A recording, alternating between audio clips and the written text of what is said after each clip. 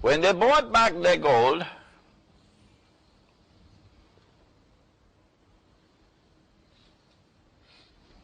they got only this much.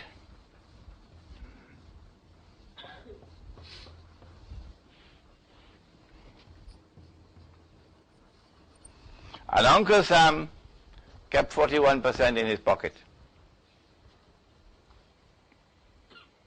Because the value of the paper had been devalued. So it's no longer $20 to buy back an ounce of gold, it's almost twice as much.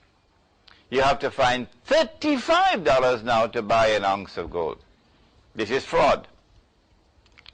This is fraudulent. This is prohibited by Allah in the Quran 3 times. But our muftis probably didn't read that verse of the Quran when they declared this to be halal. Around the world, 1950s, 1960s, 1970s, 1980s, around the world you see the currencies of those countries which belong to the Jewish-Christian alliance. Those currencies now are called hard currencies. And the rest are now called soft currencies. And these are falling in value, constant devaluation. And the IMF is at the back of it, supporting you to devalue and devalue to become more competitive. But as you devalue, there is a massive transfer of wealth from the unsuspecting masses to that global predatory elite, who not only want to become rich, that's bad enough, and have 3 Mercedes-Benz in your garage. No, they have their sights on something more than that. They not only want to rob you of your money, they want more than that. They want to impose their dictatorship over the whole world so that one man can rule the world from Jerusalem. This is where we are today. Prophet Muhammad ﷺ said, the time will come when there will be nothing of value but a dinar and a dirham. This is his hadith. And see, we know that this entire fraudulent system is going to collapse. But it's not going to collapse now. It's only going to collapse after he's finished his job and he's ruling the world. And that's going to take another 40, 50 years. He said the only thing of value that will remain will be a dinar and a dirham. What's a dinar?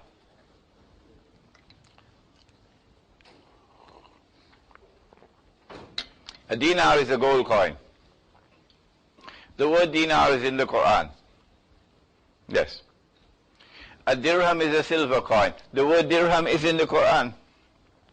Yes.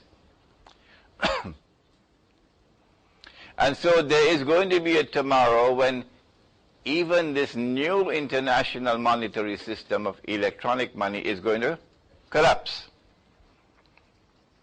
And gold and silver are going to come back as money. We know that.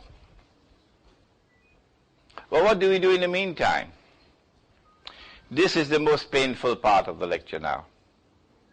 Because this is the part of the lecture where I am myself uncertain.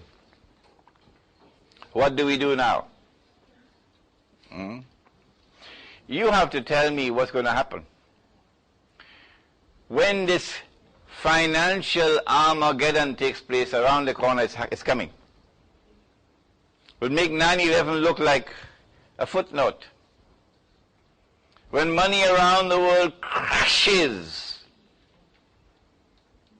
when people are wiped out, and if you have no money, you can't move, you're immobilized.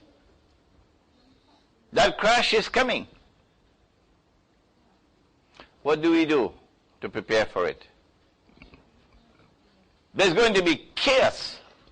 There's going to be bloodshed. There's going to be killing when that crash takes place and money is wiped out. What do we do? I have only one answer, and it is this. If this is a sunnah, this money which is with intrinsic value, gold and silver coins, and we have abandoned the sunnah, there's only one road to walk, and that is to recover the sunnah which has been abandoned. In order for us to recover the sunnah which is abandoned, we have to challenge the law which prohibits the use of gold and silver as legal tender. We have to ask very politely, why are you prohibiting the use of gold and silver as legal tender? In the process of challenging, mounting that legal challenge, we get an opportunity to teach and to educate the way that I'm doing here this morning.